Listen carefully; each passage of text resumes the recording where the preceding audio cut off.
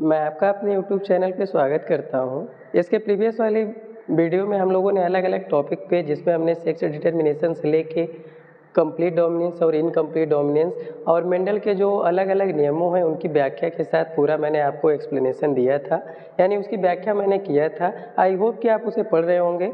आज की जो हमारी टॉपिक है वो है आपका लिंकेज और क्रॉसिंग ओवर। देखिए ध्यान से सुनिएगा, आप जब भी लिंकेज और क्रॉसिंग ओवर को एक साथ पढ़ते हैं या अलग अलग पढ़ते हैं तो काफ़ी कन्फ्यूजन रहती है कि लिंकेज क्या होता है और क्रॉसिंग ओवर क्या होता है। तो आज उसी को लेकर के हम लोग डिस्कस करेंगे और काफ़ी आसान तरीके से समझेंगे कि लिंकेज और क्रॉसिंग ओवर क्या होता है। तो आप सबसे पहले इसे समझने से पहले आप ह्यूमन बींग्स में जानते हैं कि जो total number pair of chromosome होते हैं वो आपके कितने होते हैं? 23 होते हैं, ये आप जानते हैं। और अगर मैं उसमें थोड़ा सा डिफ्रेंशिएशन इसलिए बताना चाहता हूँ ताकि आपको ये समझने में कन्फ्यूजन ना हो। तो आप ध्यान से देखेंगे तो जो हमारे 23 पेयर होते हैं उसमें हम जानते हैं कि 22 कैसे होते हैं? ऑटोसोम होते हैं जो कि मेल और फीमेल दोनों में एक जैसे होते हैं, जबकि जो लास्ट वाला एक पेयर होता है उसे हम कहते हैं सेक्स क्रोमोसोम, जो कि मेल में आपका XY और फीमेल में आपका X और X होता है। इतना आप जानते रहिए। इसके अलावा जब हम कहते हैं कि हमारे क्रोमोसोम पेयर में है तो आप ध्यान रखिएगा कि जब भी क्रोमोसोम पेयर में है इसका मतलब अगर मैं कहूँ कि पहला वाला क्रोमोसोम है,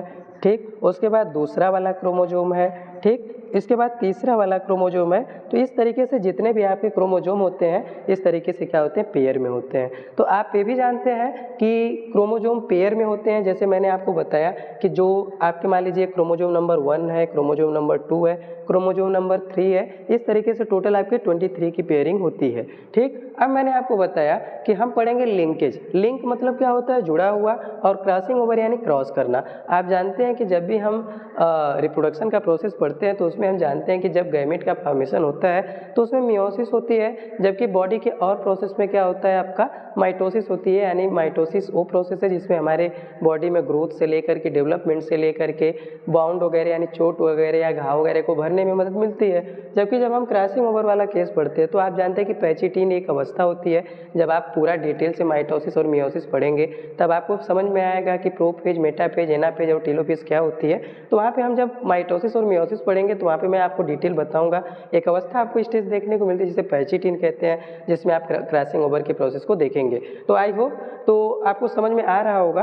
अब देखिए ध्यान से, मैंने आपको यहाँ पे लिखा है लिंकेज। आप जानते हैं कि अगर मैं बात करूँ कि अगर ये आपका क्रोमोसोम है, एक सेट है क्रोमोसोम का, और आप जानते हैं कि जो जीन होता है वो डीएनए का क्या होता है? फंक्शनल यूनिट होता है। अगर मैं कहूँ कि अगर ये आपका क्रोमोसोम है, ठीक, इस तरीके से अगर मैं थोड़ा सा इसे और खींच दूं तो इसकी संरचना कुछ हमें इस तरीके से देखने को मिलती है, जिसे हम क्या कहते हैं? डीएनए कहते हैं। और जब इसे हम और ज़्यादा थोड़ा खींच देते हैं तो इस पर कुछ आपके छोटी छोटी संरचनाएं दिखती हैं, जिसे हम क्या कहते हैं? जीन कहते हैं। यानी क्रोमोसोम जो क्रोमेटिन धागों से मिलकर बना हुआ है, इसके सेगमेंट को यानी क्रोमेटिड्स को जब आप खींचेंगे तो दोहरी संरचना आपको दिखेगी, जिसे हम डीएनए कहते हैं। जब आप उसे और थोड़ा सा एक्सपोज करेंगे तब आपको इस पर छोटे छोटे आपके दाने की तरह संरचना दिखेंगी, जिसे हम जीन कहते हैं। और आप जानते हैं कि जीन क्या होता है? यही आपके इनहेरिटेड कैरेक्टर को स्टोर करके रखता है, जिसे एक पीढ़ी से दूसरी पीढ़ी में ले जाने का काम करता है। और आप जानते हैं कि ये सारी की सारी संरचनाएं कहाँ पाई जाती हैं?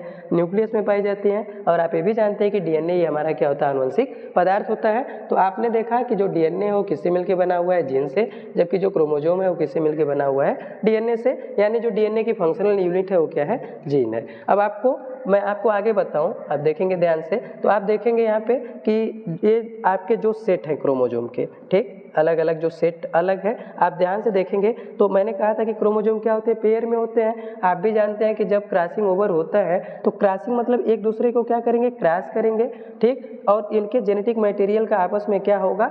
एक्सचेंज होगा। क्योंकि आप जानते हैं कि जब गैमेट बनता है, मान लीजिए आप जानते हैं कि स्पर्म है और एग है, ठीक, तो स्पर्म में भी 23 क्रोमोसोम और एग में भी 23। अब इन 23 की आपस में क्या होती है? पेयरिंग होती है, तब नए ऑर्गेनिज्म का निर्माण होता है। तो इसमें अब जो आपको कलर दिख रहा है जैसे ग्रीन कलर, रेड कलर, ये क्या है? जीन है, ठीक। और ये जीन क्या है? एक दूसरे से लिंक है, लिंक यानी जुड़ा हुआ है। तो आप देखेंगे तो अगर ये दोनों जो क्रोमेटिड्स हैं यानी सिस्टर और नॉन सिस्टर क्रोमेटिड्स, जो ये इंड होता है इसे हम क्या कहते हैं? क्रोमेटिड्स कहते हैं, ठीक। क्रोमोसोम में जो आपके सेगमेंट होते हैं उसे हम क्रोमेटिड्स कहते हैं। और इसी क्रोमेटिड्स के ऊपर आपके जो जीन होते हैं उपस्थित हैं। अब अगर ये आपके जीन ज़्यादा पास है तो इसमें आपको क्रॉसिंग ओवर कम देखने को मिलेगा। आप देखेंगे तो ग्रीन वाला वहीं के वहीं रह गया, ठीक। आप देखेंगे तो इसमें लिखा है लिंक्ड जीन, यानी जब क्रॉसिंग ओवर हुई तो इसमें आपके जो जीन थे ये सेपरेट नहीं हो पाए, या सेपरेट हुए भी तो बहुत कम हो पाए, क्योंकि ये एक दूसरे से पास पास है। देखिए ध्यान से सुनिए, अगर मैं